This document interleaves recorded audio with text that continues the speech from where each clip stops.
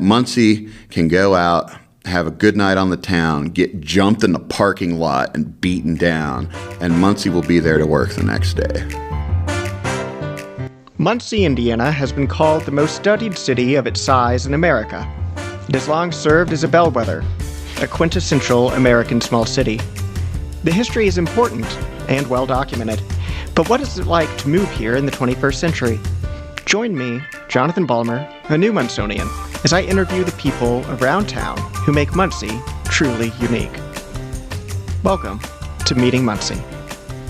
Today, our special guest is Dr. Andy Shears, a cartographer and the founder of the Muncie Map Company, a custom cartography studio right here in Muncie. Thank you for joining me today, Andy. Thank you. Good to be here. Can you speak a little bit? We like to ask people how they became a Munsonian from your early years to today. I became a Munsonian in the most basic way possible. In Ball Memorial Hospital, I popped out of my mom there. That's how a lot of us become Munsonians. Born and raised in Muncie. My parents are Ball State employees, or were before they retired. They actually came to Ball State to get an education. Neither of them grew up in Muncie. My mom was from Portland, about 30 miles up the road. And my dad grew up on the west side of Indianapolis. So they both came here for college. They met. Ultimately, I resulted from that. But yeah, I kind of came into Muncie shortly, maybe shortly after its peak. 1981 is when I showed up, and for a long time, Muncie after that was kind of going downhill. So it's a unique time to be born in Muncie. Yeah, and mentioning Ball Memorial, I'm just thinking like, well, I guess this makes me feel a little bit more Munsonian. My firstborn daughter, was born 2 weeks ago, not the last Sunday, but the Sunday before. Oh, congratulations. Right there. Well, thank you. Yeah. First time it's being mentioned on this podcast, but Ball Memorial, definitely the place. Makes you... In fact, when I moved here, I once asked someone I was going to visit in the hospital, which hospital? And they looked at me like I had three eyes and said, what do you mean, which hospital? The hospital. The hospital, Ball Memorial. Well, so cartography, how did you first get into cartography, and what led you down the path to founding Muncie's one and only map company? Sure. Well, I've been around maps all of my life. My mom was a geography professor at Ball State for most of her career, but even more fundamental than that, going on road trips with my grandparents and sitting on my grandmother's lap, which you don't do that anymore with kids in the car, but sitting on her lap and she would point along on the map where we were, and we'd see road signs and so forth, and she'd connect that. And I don't know, ever since then, I've just either been fascinated. I mean, I've always been exposed to them, but I've either been fascinated by or just drawn to them. I went to Ball State for my undergraduate. I did not go there hoping to become a map maker or anything to do with geography, honestly, because my mom was in that department. But then, 4 years, I bounced around 7 different majors. Couldn't find anything that I really liked until I decided, geography and maps, and that was just kind of fundamental to how I thought. And so I went with that. And then after that point, you had a career a little bit in academia. Yeah. I got a master's degree as well from Ball State in cartography, but then I ended up at Kent State to get a PhD. PhD in geography from Kent State. Then I was in the academic world for a while. I was an adjunct all over Northeast Ohio while I was finishing my PhD. And then I had a job at a 2-year college in Wisconsin for a couple of years. It was called the University of Wisconsin at Fox Valley. Now I think it's the University of Oshkosh, or University of Wisconsin at Oshkosh Fox City's campus. I don't know. They rearranged everything up there. Rolls off the tongue. Yeah. But then that didn't last super long. That it wasn't very intellectually fulfilling, I guess. I ended up at a liberal arts university in Pennsylvania, northern Pennsylvania, rural Pennsylvania. And that for me wasn't really a cultural fit. Rural areas, I don't want to live in the country. Let's just say that. So I was in academia for quite a few years, but in various tenure track jobs for 6 years. And, I got to the point in Pennsylvania where I wasn't happy with where I was living, and I wasn't happy with the career at all. And academia has kind of become a nightmare of a place to work. I don't even understand how people do it now. But they spend no time on what they care about. It's just all administrative and nonsense. But yeah, I got really tired of that, really burnt out on that. And so Amy and I, my wife, we were in northern Pennsylvania, and we really, for the first time in years, we had kind of an open question. What are we going to do? We knew we didn't want to stay in northern Pennsylvania. It was scenic, but the rural lifestyle is just, it's not for me. But I would much rather live in the middle of a city.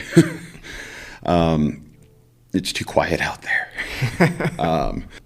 So we looked around. I had a few job offers, a couple in academia, a couple outside of academia. Some in some places that were high on our list. We had a couple of job offers in Colorado, northern Michigan, although, with rural areas, we kind of stayed away from that one. And we just kind of eventually came to the conclusion that at that point in time, at that moment of time, Muncie, this was in 2017, made a lot of sense for us. We had family connections in the area, which we hadn't had for years, nearby. We had a support network, but then, Muncie was kind of turning the corner finally. Because like I said, when I was born here in 81, and Muncie through my childhood was basically just like despair, like increasing despair, like, oh, we lost a whole bunch more jobs. Oh, a whole bunch more people are leaving. Oh, these friends are leaving. Oh, yeah, they just tore down this building now. It was, I don't know, kind of like living through the end of the world or something in slow motion. So, when we left Muncie in 2005, there's a reason. Muncie was in rough shape, and there was no good trajectory. There was no positive trajectory much at that point. That was super visible. By 2017, things had started to kind of take a turn. We saw investment in downtown. We saw investment in maker communities, arts, bigger investments in the arts, which is a positive. You could see the economy diversifying. They were getting on, I wouldn't say ahead of, but they were starting to tackle the problems of deindustrialization from the last 3 decades finally. The opportunity was there, in other words. There was a lot of opportunity in Muncie in 2017, Yeah. The way you speak about Muncie, it reminds me of when I was first researching, this job opportunity for us and researching the town. All I knew from Muncie was growing up in Cincinnati, suburban Cincinnati, north of Cincinnati, was a few of my classmates went to Ball State. And that was really about it. But then we start researching and come to find that it's been seen sociologically as this bellwether city. And one of the things that I found in the building we're in right now, there's actually a meeting, 2008 Kai Ryssdal NPR Marketplace report that they had, Hard Times in Middletown. And that kind of deindustrialization you talked about with a lot of people out of their jobs meeting just down the hall from where we are recording right now. And it really made me think, what makes the most average small city in America unique? What makes it different from any other place? Because it's been used so often as a bellwether. And when I first saw, back when the Muncie Map Company had a brick and mortar building, I thought, I've never seen a map company in my life. I have no idea what a map company is. Sure. And so I kind of want to ask for anyone who's listening, what is a map company? Because it seems to have kind of 2 parts. It's a custom cartography business and you have clients. And then the other part is you also do like apparel and a lot of humor and inside jokes Sure. and a little bit of maybe local preservation, at least in the forms of a lot of inside jokes that I had to have explained to me as well. Well, yeah, So for what's some of behind these. that? Well, that's the big question, right? My business, no matter what you do to it, doesn't fit in an elevator pitch. All those business type A folk, and I am definitely not one of those folk. All those business hyper networker type A folk that drink caffeine. Well, I drink plenty of caffeine just to function in my slowness, but they're like, on it and, wired. And they'll tell you that you need a 30-second elevator pitch to describe your business to anybody. And I don't have that. That's not what my business is. I'm sorry. It's not what I am. Basically, I'm a geographer. I'm a cartographer by trade. That's what I'm trained in. That's the craft that I do. That's the work that I produce is maps. But every cartographer is a geographer. Geography is a much bigger umbrella. Geography is basically looking at the world from a perspective of space and place, the spatial perspective. Essentially, you could boil down most of what geography says in that way. The spatial perspective is that location or place matters. It matters to us. We have complicated relationships with places as human beings. Anything from our childhood home. Now, those three words, your childhood home, whoever is hearing this, that means something completely different to every single one of those people. Some of it's positive. Some of it could be dramatically negative. Some of it could be traumatizing to the point of, people might be saying, you should have put a trigger warning on. No, well, it's childhood home, but calm down. There's many, many different individual perspectives and takes on how human beings connect with their place and ultimately what that place means. Okay, so all that said, all of that stuff kind of speaks to things like urban identity. Why is our city different than Anderson? Why is our city different than Bloomington? And why does that matter? And the thing with Muncie is that Muncie has, it's had a couple of major urban identities, and they keep getting the rug pulled out beneath it. Our first major urban identity in Muncie was we were, basically the local county seat. We were the small city in the county where the county government takes place, the center of commerce, and so on. After that, we became a manufacturing hub, and that was really our core identity from 1880s all the way up until the 1980s. 100 years we're talking of identity is manufacturing. Most of our city's economy is driven by these factories, and these factories are companies that, through their sales, bring money into the city, employ people, and so forth. And so our identity as a manufacturing city starts, 1880s with the gas boom, the glass factories, Ball, Hemingway, Glasscock, all of those places. But then we move on into 1910s, 1920s. Suddenly that manufacturing identity is kind of funneled in a specific direction, and that's automobiles. Because most of our production here becomes related to automobiles. We become one of the bigger transmission manufacturing cities in the world. We had Warner Gear, we had Chevy, New Venture on the south side. And we're talking about two places alone that employed maybe 7,000 people total. And that's 7,000 union jobs in the 60s with American workers that are, that's a huge middle class we had. Okay, so automobile is that identity, and then we get to that 1980s again, like I'm talking about, and that rug eventually over the course of 20 years gets pulled out from under us completely. We lose all those jobs, and we lose a lot of the population that goes along with it. And so what was Muncie's identity then? Muncie's identity when I was growing up, it wasn't a very clear one. It was still automotive manufacturing, but kind of those are dying and we don't know what else there is. Muncie's been reluctant through its history to embrace Ball State, and there's reasons for that relationship and how weird it is in the town-gown world. It is a weird relationship, but it hadn't embraced Ball State yet by the early 80s, really. We didn't call ourselves a college town. We still don't call ourselves a college town, even though we are essentially a college town. And so bringing all of that into what the hell is my business? Well, I'm a geographer. I like to make things, and I like to make space and place. I like to look for essentially the things that, yes, how Muncie is laid out and why Muncie is laid out the way it is. So anything from like Muncie history is usually catnip to me. But then also I like to explore what that has resulted in. Why Muncie is this unique place. Why we're a kind of strange city. And I mean, there's a ton of reasons, we could go into as to why we're strange. But then looking at the things that are unique to the local culture. And so, yeah, part of that comes in the form of maps and stuff. But then during the pandemic, we're essentially a gift store at that point. How do we survive? Well, I start making graphics about Muncie.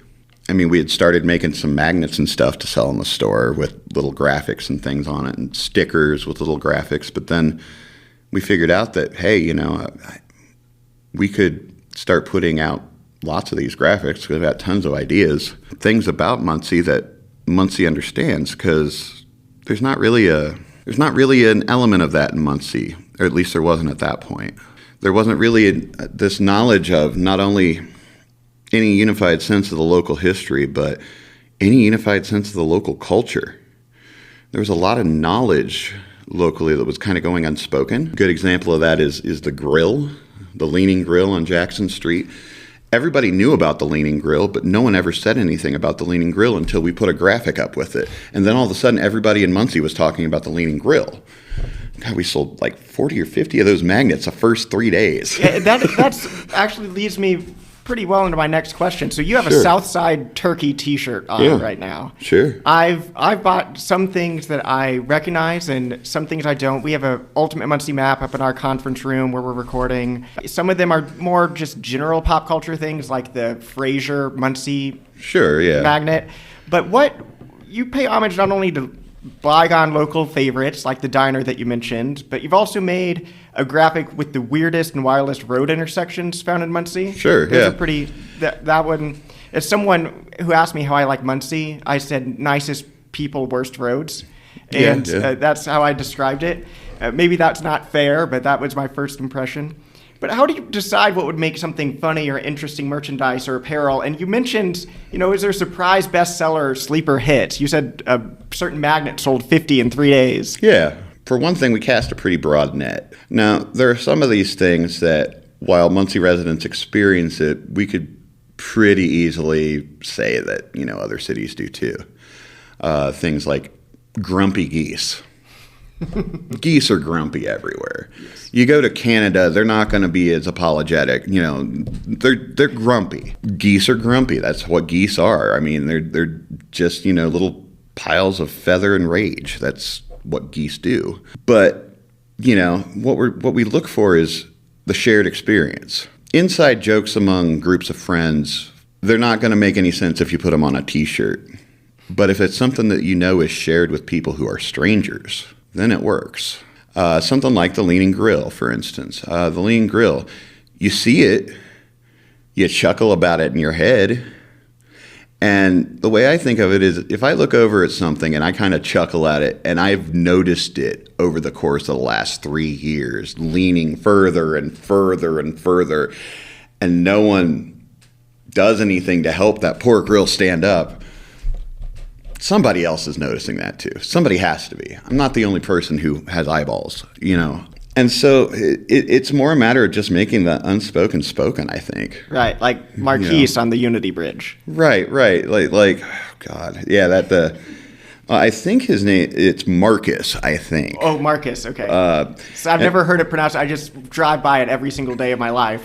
Yeah, and I honestly don't know why it's still up there. We had the lady from Abrams Painting who was offered to fix it, and no one, I don't, maybe they just don't know who's in charge of it. I don't know. I don't know, but the day it's fixed, I'm going to take a picture. I'm going to stall traffic I'm going to put it on my Instagram and say, farewell, Marcus. Right. But yeah, I mean, how do we know that people are going to notice that? Well, that one's in a big public place. Right. It's very noticeable. The Leaning Grill is in a big public place. It's very noticeable. But not only that, it's at the world's slowest traffic signal, or at least Muncie's slowest traffic signal. And so everybody gets bored sitting there at Jackson and Kilgore. And so you're going to look around. But yeah, it's just a matter of like highlighting what is unique about this place and what others notice here and celebrating it. I mean, one thing with Muncie, and this is kind of, a core component to the Muncie Map Co. idea, is that Muncie has just hated itself for a while. And I get why, because like I said, growing up here in the 80s and the 90s, it was like despair. It was like, this is the end of the world and this city is living through it. Downtown was bombed out. How many of those buildings did we break into as teenagers and just mess around? And now, they're high-end real estate. But back then, you were more likely to get, kicked out, or just ignored in these buildings. And it was a whole different world that people who've been in Muncie ever since then don't really see the amount of change we have seen. They don't quite, you're too close to it, But yeah, part of our thing with the Muncie experience is essentially celebrating what Muncie is and helping to rebuild that identity and trying to know why we're unique. I mean, there are some things about the Muncie experience that are not unique. Some things about the Muncie experience are extremely common to small, Midwestern, formerly industrial cities. Anderson, Marion, Gary to a larger extent, but even, Toledo, Lima, all of those places have dealt with many of the same problems that Muncie have. Loss of manufacturing base, loss of wealth, high poverty, crime at various times, and then ultimately, disinvestment, segregation racially, and then ultimately have taken some time to really regain their footing because a lot of these cities don't have the pull they used to. Used to be that, as long as we had decent paying jobs in these cities, people would come here. But now we're also competing with decent paying jobs and, places like Florida where there's no income tax and it's either no income or no property. I don't remember which, but rich people love it. Nice weather. No winter.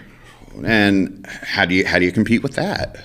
There is one, you watch these HGTV shows and people have these ridiculous asks for I want a room all for my shoes or something ridiculous. Yeah. And when my wife and I were looking for a house, I had one requirement and she didn't understand it at first because we had been in Texas for a while. Mm-hmm. And I said, I want a garage, at least a one-car garage. And she didn't understand until it hit winter. And then it was like, oh, okay, I can see. I was like, yeah, we're moving to the Midwest. The garage is not only nice for the car, but it saves you a lot of scraping. Right. If you can manage to get one. Well, one of the questions I had, we spoke a little bit about the local, and sure. That is a big part of Muncie Map Company and this podcast. Right. But you also recently posted that you have clients from all over the world, multiple Sure. continents, not even just countries. Yeah. But even with the physical retail space of Muncie Map Company closed, you've stayed committed to maintaining a presence downtown. What's important to you about downtown Muncie, and what do you think people need to know about downtown? Well, for a lot of things, I promise there didn't used to be this many parking lots. I promise you. I know that basically no one in Muncie remembers those days now because I'm, 42, and I barely remember those days. But yeah, Muncie did not used to have so many parking lots. But okay, the bigger question, we do have clients all over the world. We just did a bunch of work for a client from Brazil this last week. Love Brazil. It's great. What's that? I love Brazil. It's great. Yeah. I think that was our first one from Brazil, maybe. I think we've gotten orders from Brazil, but not, And of course, that's, part of our base is that we have, we're the place to get Muncie stuff online. Mm-hmm. And so we get Muncie expatriates. I mean, a lot of our we've sold to 49 different states. a lot of those sales are Muncie expats. You know, there are Muncie expats everywhere. There are Muncie expats in Monaco, for instance. There are people from Muncie who live in South America. Right now, there's someone in Muncie in Antarctica.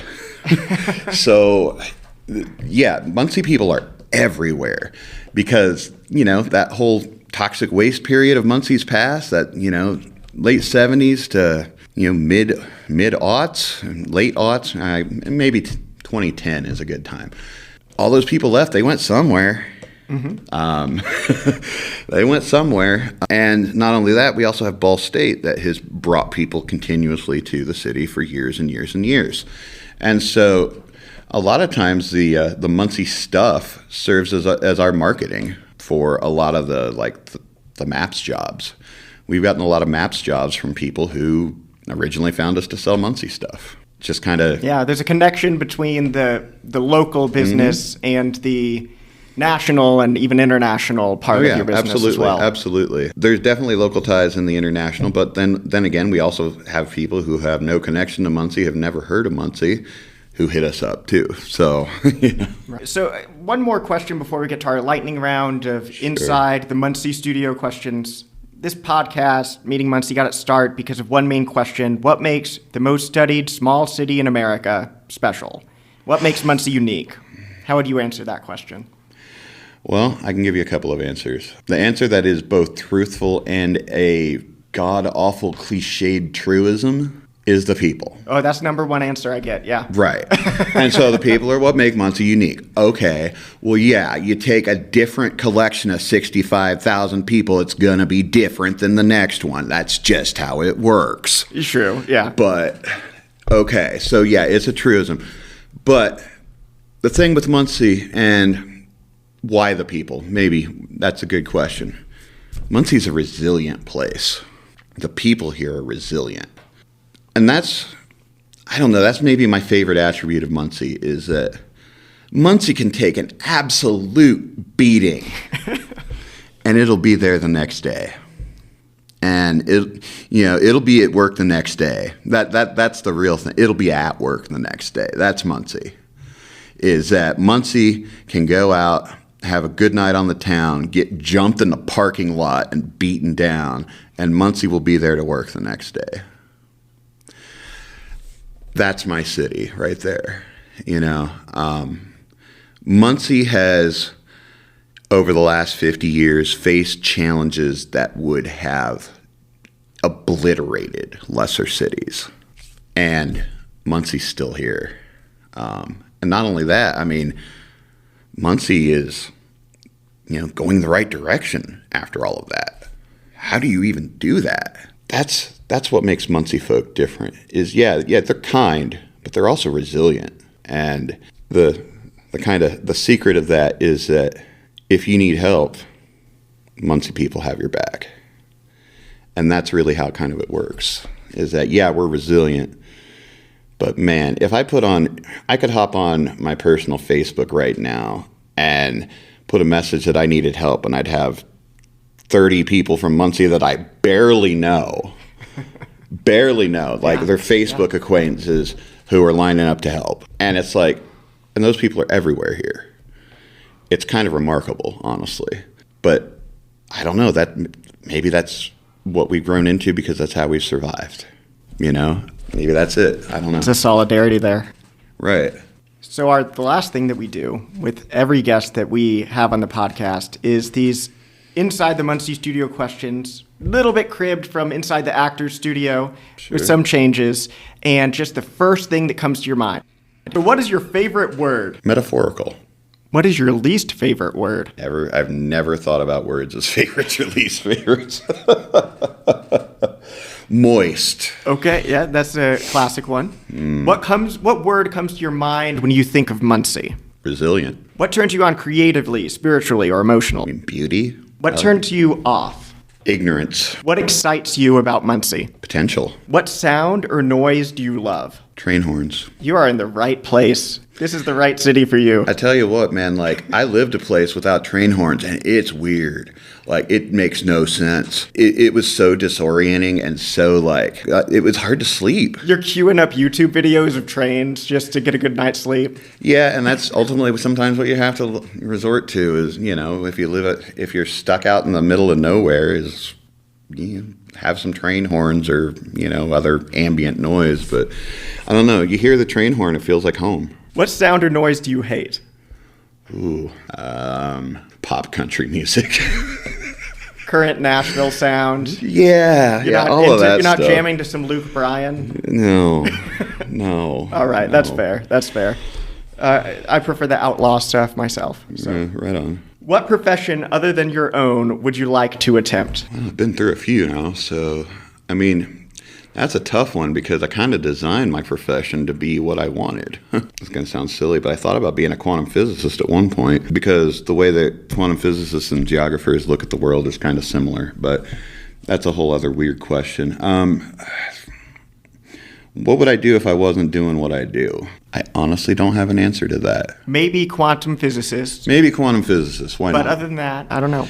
Yeah. I don't know. Just the way that they think is very similar to the way geographers think. You're looking at things kind of holistically, but then on such a microscopic level that interests me. But then in terms of something practical, how about a librarian? That sounds pretty calm. What profession would you not want to do? Well, I'm definitely not going to go back into academia anytime soon. I do not want to be a professor. Now, here's the caveat to that. Teaching, I could teach again. It's just all the other stuff with professoring that, it's obnoxious. What do you hope to see in Muncie's future? Competent leadership, somebody in leadership who has any iota about urban planning. Anyone, please. Bueller, any of you. Anybody who will pay attention to the local comprehensive plan that was developed. Anybody, somebody. I would like Muncie to get out of its own way. That's what I would like to see happen in Muncie's future. If heaven exists, what would you like to hear God say when you arrive at the pearly gates? That's interesting. I don't know. What? That's a bizarre question. Hopefully, welcome. Because that one's straight from the question for me. Welcome is good. That's straight from the actor studio questions. That's not one of my insertions. Okay, hopefully, welcome. Hopefully, it's not what the hell are you doing here, but hopefully it's a friendly greeting. Yeah. Hopefully he's not released to hounds. That would be bad. I don't know, what do you say at heaven? Isn't heaven basically everything good? What else do you say? It's time to shut up and enjoy. I guess, otherwise, no clue. All right, our last question. Mm-hmm. How can people learn more about you and Muncie Map Company and what you do? MuncieMap.com is probably the easiest way, although we do have, the Facebook page and the Instagram page at Muncie Map. Those are kind of the ways to keep informed. We've got an email list that we're starting to get reactive again. We kind of took down just about everything. We've been kind of stripping the business down from its post retail form, whatever that was. And we're starting to build it back up. So now we've got stuff like emails that we send out and so forth that we're bringing back slowly. Well, thank you. This has been Meeting Muncie episode with Dr. Andy Shears, the founder of Muncie Map Company, the one and only cartography business in Muncie, Indiana. Thanks for joining us. Thank you.